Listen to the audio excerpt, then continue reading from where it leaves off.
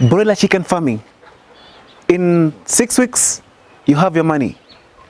Within these 6 weeks, are you able to make a profit or are you able to make a loss?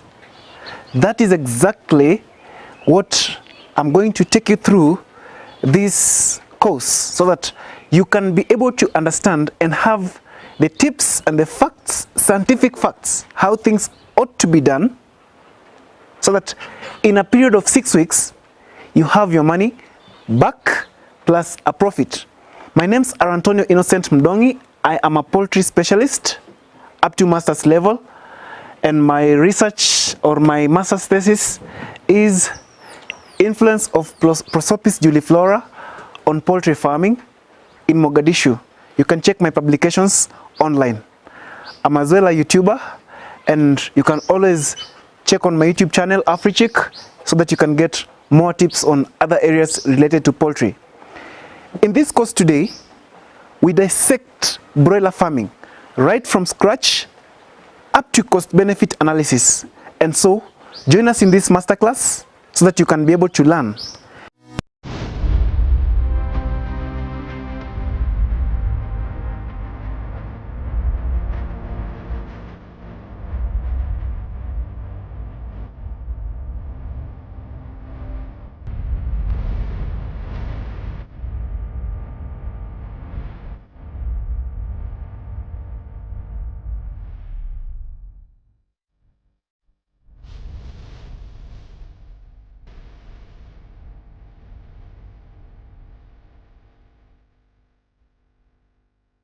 Greetings and welcome to this course where we learn much about broiler nutrition.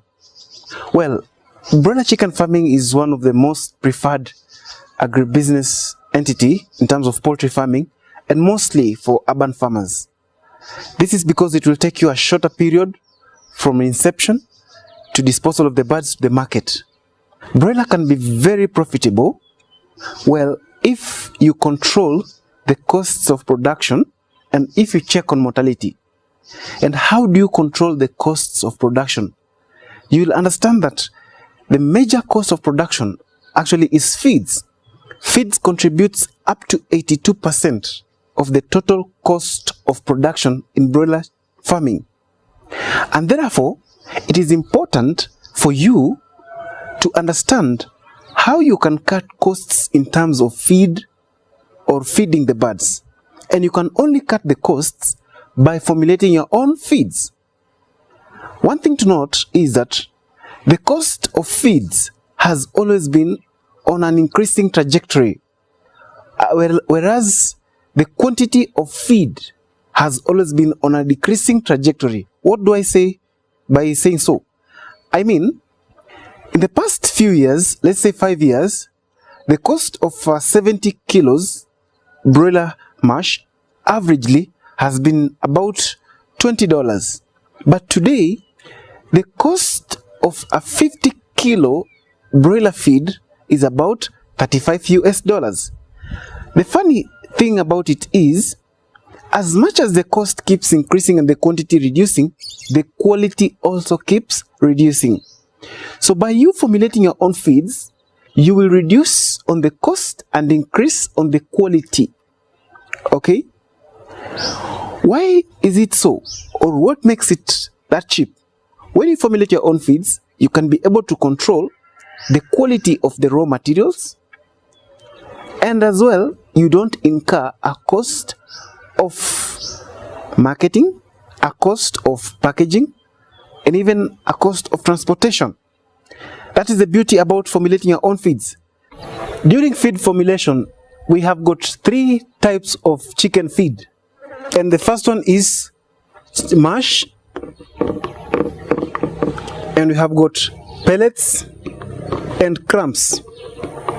So I'm assuming that you want to formulate your own feeds, and the cheapest option or the easiest option would be mash, because mash, you just need to get the raw materials and mix them and your feed is done.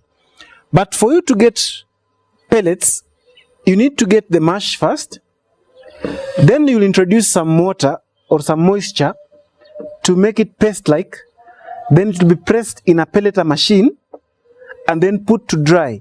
Then you can get pellets. After you get the pellets, which are gotten under high pressure, they are simply broken down, or crumbs are the byproducts of pellets.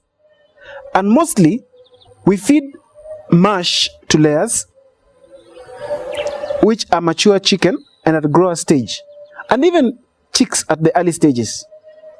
For broiler chicken feed, we can use mash or pellets and even crumbs, although most farmers would prefer to use pellets and crumbs because of the higher and quick digestion and absorption of the same. But because we're formulating our own feeds, until you buy a pelleter machine, that's when you can be able to achieve pellets and crumbs. What are the sources of raw materials? Note that all the feed making raw materials are byproducts of certain final products or end products being manufactured. For example, wheat bran and wheat pollard. These are achieved in milling companies. When they're milling flour for use of making duff and all that, they dehusk the seed, the wheat grain. When they dehusk it, we get that cover or that shell as bran. Then they remove the germ so that when they grind the flour, it has a longer life shell. That germ that is removed and crushed is the one that we get now as the jam. Or when crushed into a fine powder, we get it as a pollard. When you want to get sunflower cake or cotton cake, all these are achieved or gotten from companies that are processing oil. When they press the seed to get the oil, then that remaining byproduct is what we use for making our feed. For example, soybean. Soybean is also, that's why we insist that the soybean has to be cooked or roasted. Companies that manufacture flour for porridge, or even flour for making confectionery, or even cakes, will use soybean, but then the byproduct that is gotten from that is what we use to make chicken feed. Therefore, it is only the micro ingredients like the lysine, zinc, tryptophan, methionine, and all that that are attained or gotten from factories that will manufacture them purposely for that use. But the remaining ingredients will be manufactured or will be achieved as byproducts of the whole ingredients. So, what feeds are required to feed broilers, and in what stages do you require these feeds? When you want to formulate broiler feeds, you break it into two.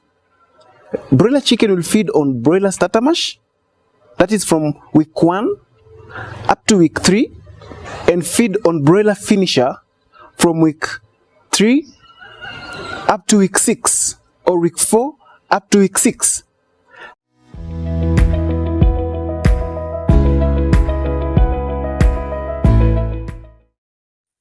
Cost-benefit analysis of broiler feed formulation. Broiler starter mash. A 70 kilos bag of broiler starter mash from the agrovets or feed stores would cost you on average 30 to 36 US dollars. Homemade broiler starter mash would cost you 28 US dollars on average. Therefore, a farmer saves $2 to $8 per bag. The feed quality is also very high. Remember that broiler starter mash has to have a DCP of at least 22%. Therefore, the proteins or ingredients that are rich in proteins used are very high. This aspect can be controlled by you manufacturing or formulating your own feeds at home, since you can be able to check the quality of these protein supplying ingredients. But now for feed being manufactured in industries and sold in agrovets, you as a farmer, you are not able to check these parameters in these protein sources. Therefore, you find that this would make the feed far much expensive than it ought to be, and therefore the consumers won't buy. Therefore, manufacturers of feed sold in stores and agrovets would compromise the quality of inputs so that they can be able to make a profit out of it, meaning that they will use low protein supplements or low quality protein ingredients. That's why it then becomes very important that as much as you're saving a shilling in manufacturing or formulating your own feeds at home, you also check on the quality. For broiler finisher mash, a 50 kilo bag of broiler finisher mash would cost you $25 to $30 at a feed store or an agrovet, whereas homemade broiler mash or finisher mash would cost you $17 on average. That is a 50 kg bag. Therefore, a farmer would save $8 to $13 per bag. The feed quality is equally very high compared to feed purchased from the feed stores. Remember, there is no cost of marketing, there is no cost of transportation, there is no cost of branding, there is no cost of getting government permits so that you can be able to practice and sell the feed, and there is no competition as such. Therefore, I recommend that feed formulation at home is far much profitable since it is cheaper and quality, and therefore as a farmer you're able to meet your objectives or your targets on time.